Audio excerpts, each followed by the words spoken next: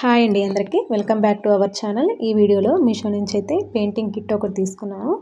6 bottles వచ్చాయి, 5 brushes వచ్చాయి, 3 వచ్చేసి స్మాల్ బ్రషెస్ వచ్చాయి, 2 ఏమో పెద్ద బ్రష్లు వచ్చాయి. కలర్స్ వచ్చేసి ఇంకా yellow, red, green, black, white ఇలా 6 కలర్స్ వచ్చాయండి. ఫెవిక్రిల్ అంట, కంపెనీ బాగుంది. ఎక్కువగా మీషోలో ఇవే చూపిస్తుంది పెయింటింగ్ కిట్ అంటే.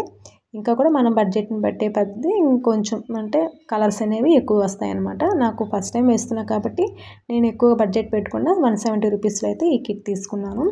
నాకు తెలిసినంత వరకు నా చిన్నతనంలో ఎక్కువగా పెయింటింగ్ గాగ్రాలని, పెయింటింగ్ డ్రెస్లని, పెయింటింగ్ శారీస్ అని చాలా వేసుకునేవాళ్ళు ఇంట్లోనే. సరే ఈసారి మళ్ళీ ట్రై చేద్దామని అయితే నేను ఇలా తీసుకున్నాను. ఎక్కువగా రంగోలీ వేయడం వచ్చు కానీ ఇలా క్లాత్ పైన పెయింటింగ్ వేయడం అయితే ఎప్పుడూ వేయలేదు.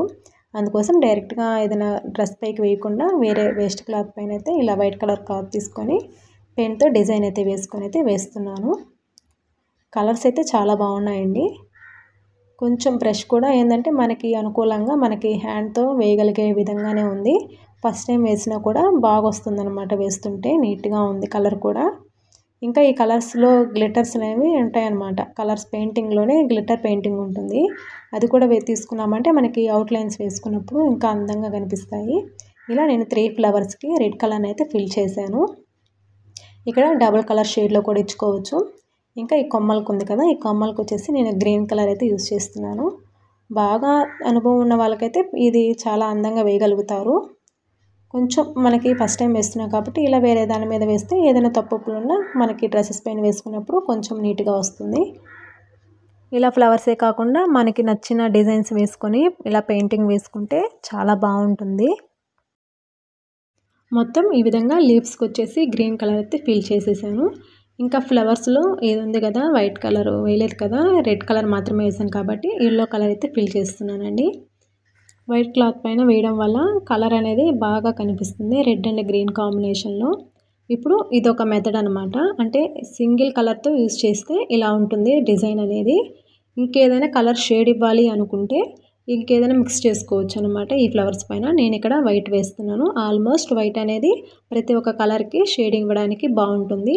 లేదంటే మీరు యూట్యూబ్లో సెర్చ్ చేయండి, కలర్కి షేడ్ అనేది ఏ కలర్కి ఏది ఇస్తే బాగుంటుంది అనేది చాలా ఉన్నాయి ఆప్షన్స్ అనేవి. ఇంకా చూడండి, ఇంకా వైట్ కలరు షేడ్ ఇచ్చాక ఎలా ఉందో ఇంకా మొత్తం ఇంకా లీవ్స్కి ఫ్లవర్స్కి మొత్తం ఇలా నేను వైట్ కలర్ అయితే ఇచ్చేస్తున్నాను. ఈ విధంగా మొత్తం ఫ్లవర్స్కి ఇచ్చాక ఇంకా లీవ్స్కి కూడా కొంచెం అంతా వైట్ కలర్తో షేడ్ అయితే ఇస్తున్నానండి. ఇదే మెథడ్లో ఏదైనా శారీస్ పైకైనా, ఫ్రాక్స్ పైకైనా, బ్లౌజెస్ పైకైనా ఇలా ఫ్లవర్స్ డిజైన్ వేసుకుంటే బాగుంటుంది. ఇంకా సైడ్ అవుట్లైన్ అంటారా, ఇదే గ్రీన్ కలర్తో అయినా అంటే దానికి తగ్గ కలర్తో వేసుకోవచ్చు, లేదంటే గ్లిటర్తో వేసుకోవచ్చు, లేదంటే స్టోన్స్ ఉంటాయి కదా చిన్న చిన్న స్టోన్స్ అనేవి ఫ్లవర్స్కి రౌండ్గా మనకి అవుట్లైన్. ఇప్పుడు నేను గ్రీన్ కలర్తో వేస్తున్నా చూడండి. మొత్తం పెయింటింగ్ వేశాక గ్రీన్ కలర్తో అవుట్లైన్ మళ్ళీ గీసాను.